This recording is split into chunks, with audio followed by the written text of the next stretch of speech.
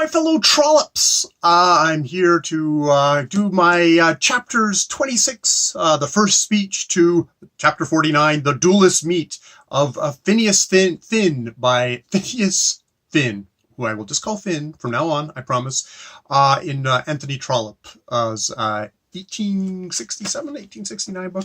Oh man, I can't... it's one of these, it's like, I think Steve Donoghue, who this is his read along, I am merely a tag along, and I will link his videos down below, has discussed, he wrote these novels in a white heat in, I think, 1866, 1867, maybe revising as they came out, of this, the young upstart Irishman becoming an MP and kind of working his way up the ladder, and all the women who love him. Are you Team Violet or Team Laura or Team Madame Goesler, or are you Team Fawn or Team Lord Chiltern, or that 50-year-old guy who dyes his I think his mutton chops or something like that. It's like, oh, the romance. It's just like, it's funny,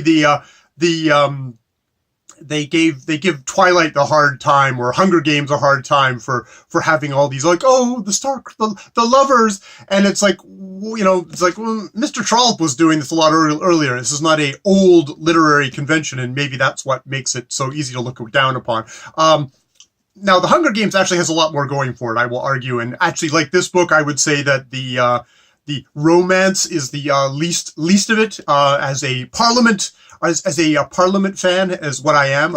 It's interesting. Steve Donoghue was talking about, how are you finding this, this book about, the UK Parliament, in the late 1860s. This must be very foreign, alien to you. And, I as a Canadian who's, the British North American Act, passed by the British, Parliament in 1867, which created the Dominion of Canada, and indeed which we held as legislation until it was brought home to Canada, is actually something very unalien to me. And I mean, maybe this is a part of the thing of this book is, for an American, this is quite the alien culture.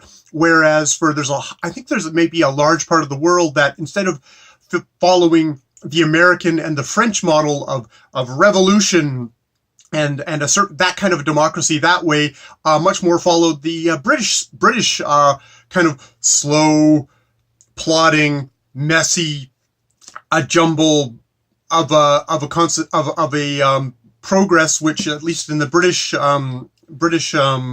circumstances of their history, was done in a fairly peaceful way. Grubby little men like Quintus Slide indeed become a part of the process, but that's a really good thing. So maybe that's what gives me my enthusiasm for this, is like, wow, this is like a premier author of our day talking about a tradition, a evolving tradition, which still has great impact on me today, regardless of whether Canada now, I have a feeling, for good and ill, takes many of its cues from the United States. It doesn't feel that as alien to me, Steve. It actually doesn't. The whole thing of having privileged lords and stuff like that. We have appointed senators. We're still working on trying to kind of figure out some way of doing that without upsetting all our kind of our complex interlocking balance of provincial and federal powers, and not, pissing off, various provinces, Quebec being probably a major one, but also Ontario and, over in the West, BC, which is where I'm standing. So yeah, it's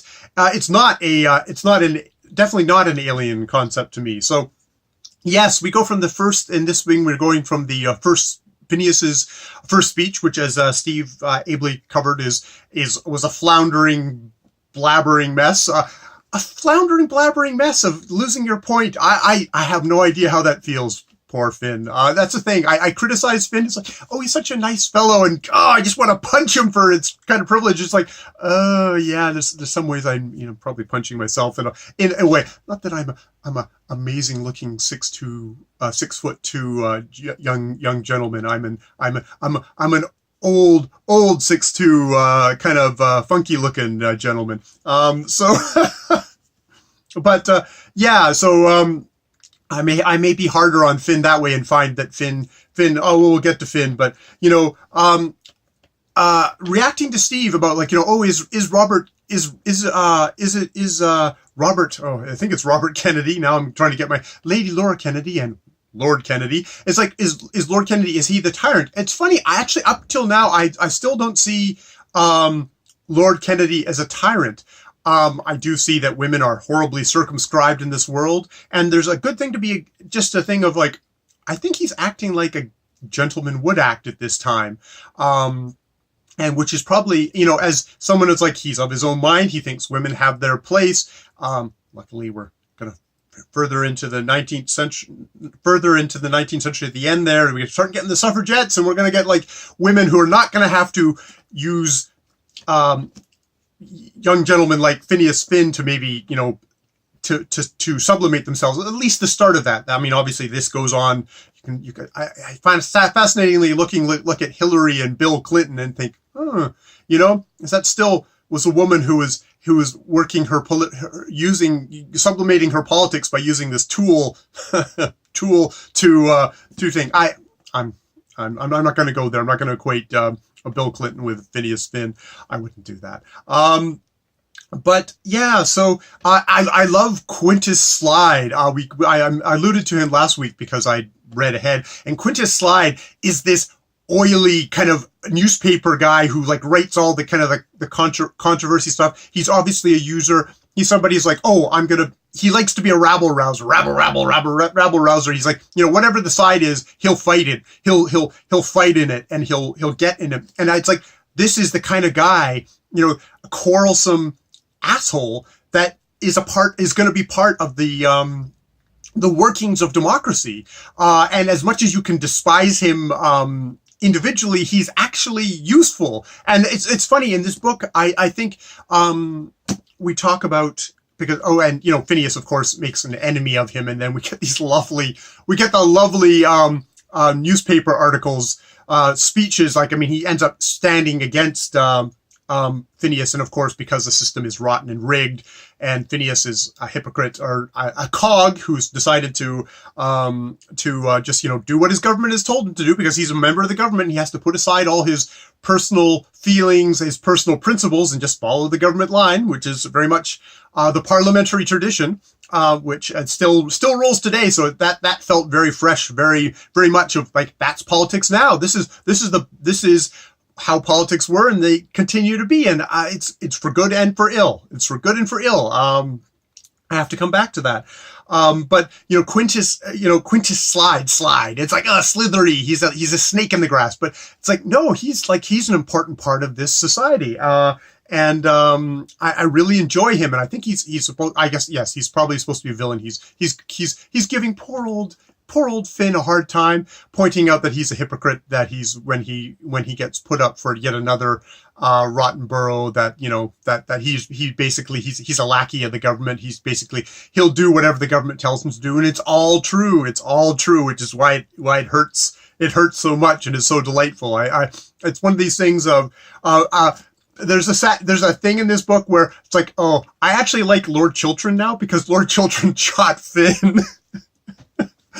Not only did Lord Chiltern shoot Finn, but that by the end of the, we get to the duelist meet, and Finn's like, oh crap, Lord Chiltern's still gonna be pissed off at me because they wouldn't shake hands at the end.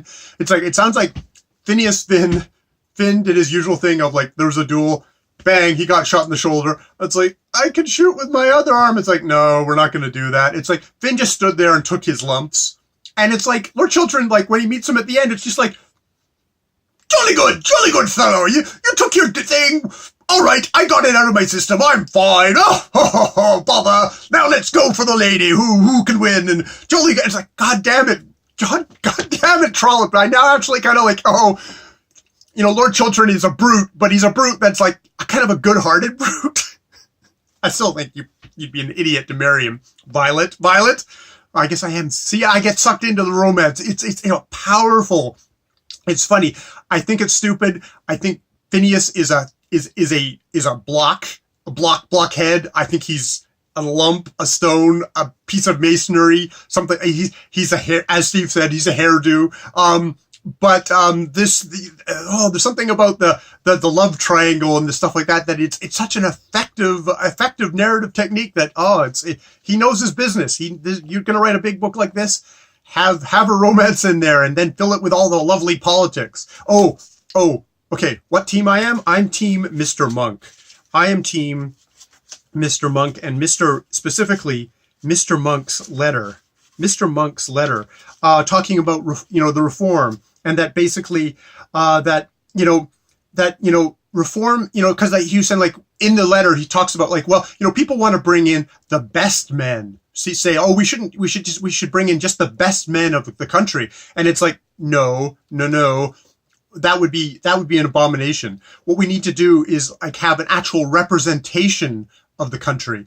We need, and not a mirror, but, like, basically it in miniature and nuanced, and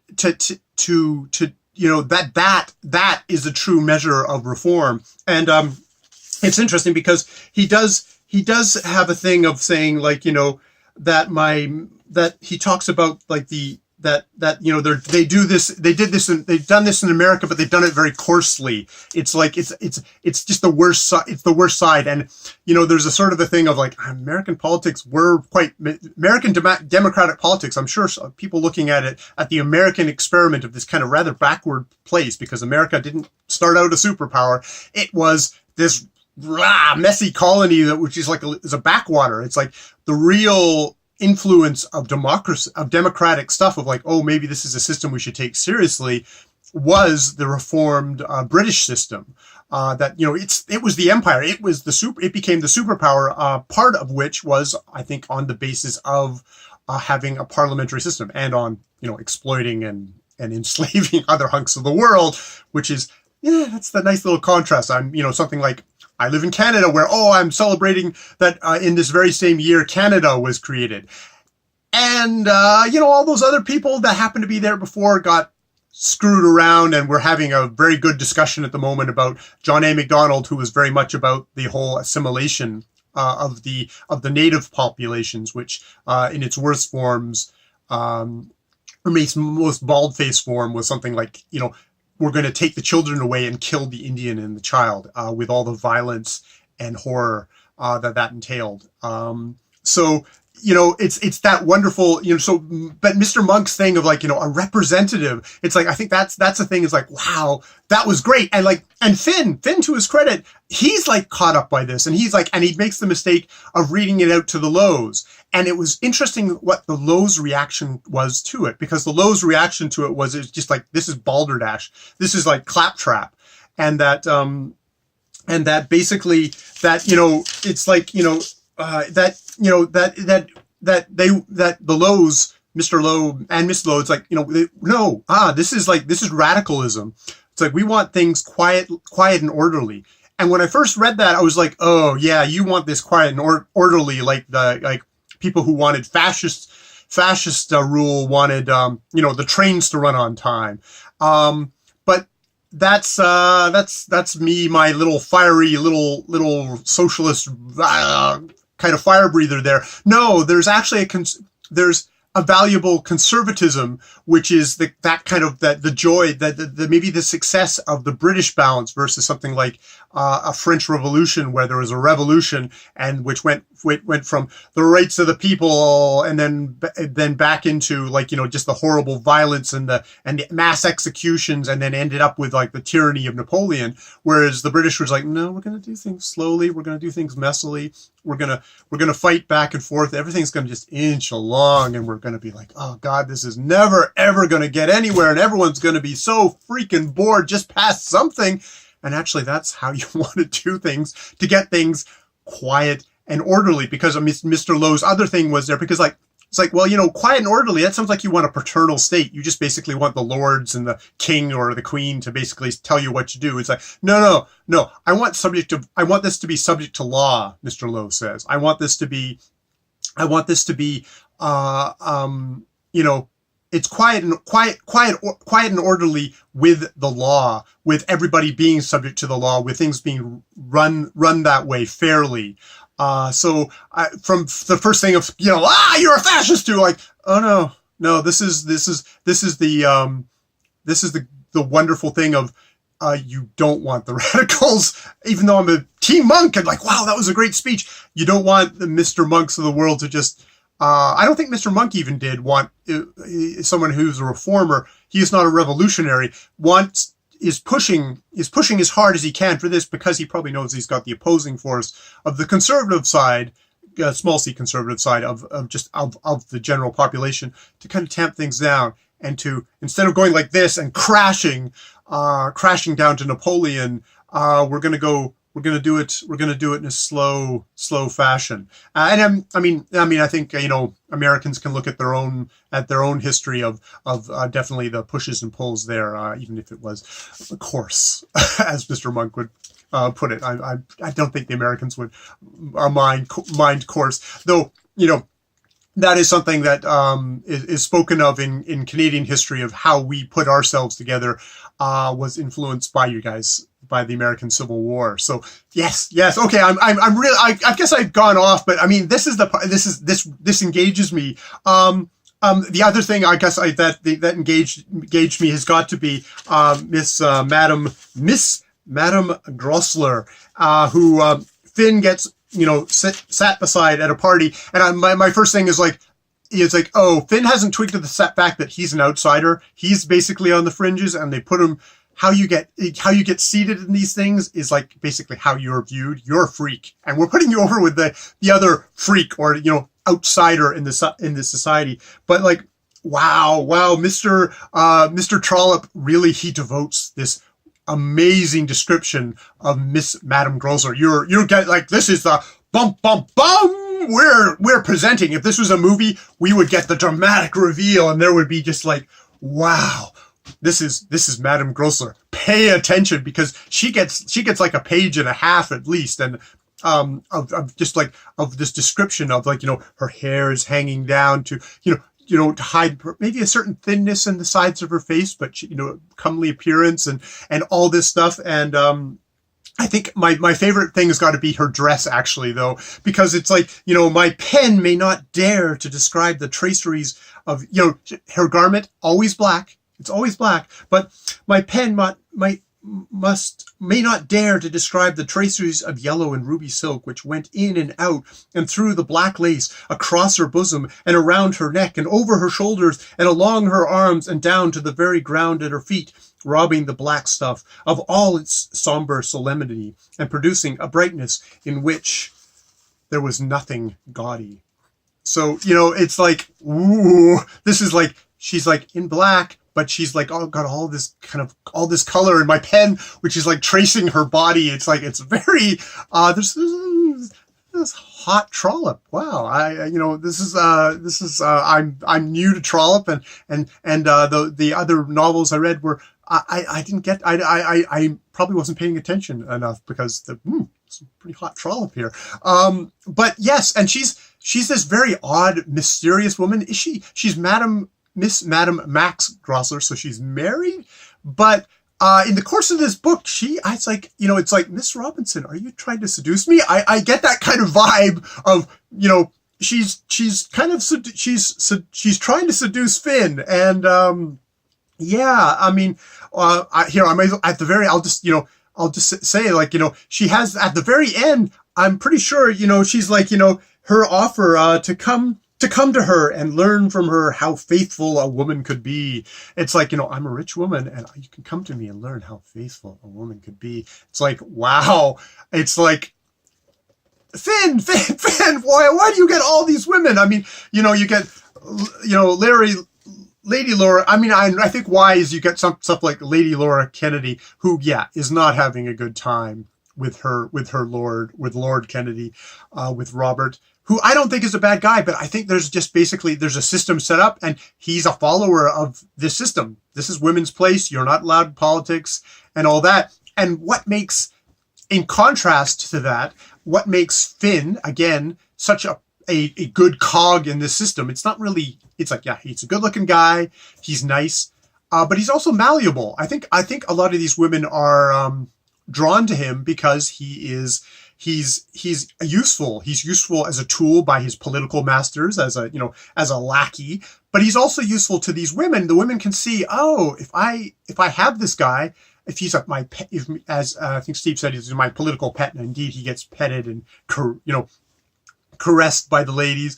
Well, not physically, but you know what I mean. He's somebody who can get used by the women to actually kind of act themselves in the system, and you can totally see a powerful woman taking a figure like this and using him to rise through the political world, and her being the true power behind the throne. It's such a familiar trope, and I think it's a familiar trope because women didn't have these opportunities. So there's a lot of ways, like, Steve talked about how, it's the problem with this book is that Finn is such a nice kind of limp character, but in some ways he's got to be a limp character because he's working his way up through the system. It's like you're showing off the parliamentary system. The parliamentary system isn't about becoming the great, at least for the majority. I think he's representative this way of not being the great man who stands up for himself. It's like, no, you're putting yourself within, you're climbing the ladder, you're becoming a cog in the system, you're becoming a lackey, as Quintus Slide would say, and you're becoming useful, and you're putting aside all your personal beliefs and stuff. As he says, it's like, you try and pick the party that's going to best express your view of the world, but there's going to be particular issues which you're just going to have to say, nope, I'm going to put my distaste for rotten boroughs aside because it's it's politically expedient for the party that I support to do this. And it's like, is he a hypocrite, or is he as he's properly participating in the parliamentary system? And I think also as a lover, what he offers is, I am a cog. I am not my own man. I think what makes Robert Kennedy, one of the things that makes Robert Kennedy such a unsuitable partner for Lady Laura is Lady Laura wants someone like Phineas Finn, who she can kind of manipulate, can tutor, as she says at the beginning, whereas Kennedy's not down for that kind of stuff, and unfortunately he's pretty rigidly within that system. He is really welded into that system, where Finn, you could see being more flexible and having so many options. Thus the thing. So yeah, I think I'll leave it there. I'm obviously enjoying the book. I'm enjoying the politics. I'm actually starting to, I'm starting to see Finn as this kind of limp, entitled character actually is working for me as a good representation of the parliamentary system, which I know that doesn't sound like it's a great boost for the parliamentary system or for government in general. I think you can say for government in general. I think, this isn't, I thought of, what's the Capra movie? Mr. Smith Goes to Washington, where Mr. Smith goes to Washington and he stands up and he filibusters and he just, he refuses to back down. And it's like, well, that is a lovely fantasy of American politics, and anybody has the slightest inkling of American politics or any other politics knows that it's a lovely fantasy because it never happens that way. Or that the people who can't kind of buckle down, who can't work with others and compromise, well, either they become revolutionaries and overthrow it, become tyrants, or they get in horrible trouble and just get turfed for the most part. Or they find a constituent of people who want somebody to throw dirt in the faces of be a grit. And I think there's also that thing of, it's funny, within parties, there's fellows who rise up when they're in opposition. Like I think we have some descriptions of people in this book, of the chancers, I think as Steve called them, who are the guys who like to be the attack dogs, who like to, it's not a Quintus Slide, actually, you can see as a politician, he's going to be an attack dog for something. They're just going to set him loose and he'll just attack anything. And it's like, that's good. We want criticism. We want somebody to say, that guy is full of shit, and these are the reasons why. And even though Quintus Slide has his own reasons for attacking attacking Finn, it's like everything he says is actually true. And I mean, and the thing is with it being in this open press, and I think as we get a little bit more of Mr. Butts. Can't remember his name now. See, this is my sieve of a brain.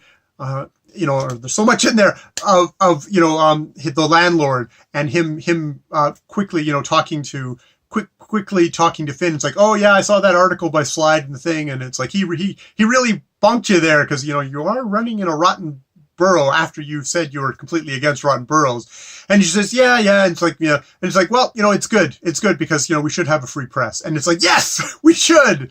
And there's a hunk of this book, there's a hunk of the characters in this book that are kind of the heroes, which I don't know if they're particularly for a free press. I don't think they're really for the underclasses getting representation, not like Mr. Monk, but it's like I'm a little chancer. I'm a little man who doesn't drop my H's, but I feel that these are my people. But I'm enjoying I'm actually enjoying. I'm team somebody. I don't know who I'm. I'm probably team Miss Max Grosser just because she's so entertaining and so immediately when they sat down together, immediately sees through Finn, immediately calls out, it's like, oh yeah, you got shot by that dude and you're totally in love with that Violet Effington woman. And, basically sees his place in the world, sees right through him. And of course also says, blushing, you come to me and I can show you, how faithful a woman could be, a rich woman, which is like, it's like, Finn, you slip and fall and you fall into cushions and black colorful violet laced dress. God, it's a funny book. It's a funny book because he's such a cog. Lady Laura calls him stone. It's like, no, he's a block of wood. He's a block of wood, and somebody will shape and carve that block of wood. I somehow feel certain about that if he's going to get further in this world, a woman will take him in hand and will guide him through. That's my grand predictions of this. My first read of Phineas Finn by Anthony Trollope. More videos later, more babbling about Trollope. The next thing that Steve says will just go from 50 until the end, 76. So listen. I am listening to this on Librivox, which I highly recommend for the busy on-the-go kind of person. I bike back and forth to work and get lots of Trollope in my ear, which has been a lot of fun. And yes, wow, I'm always amazed at exactly how great these Victorian novelists how easy they make it look to write such a long, engaging story. Which, yes, hats off, Mr. Trollope. All right, more videos later.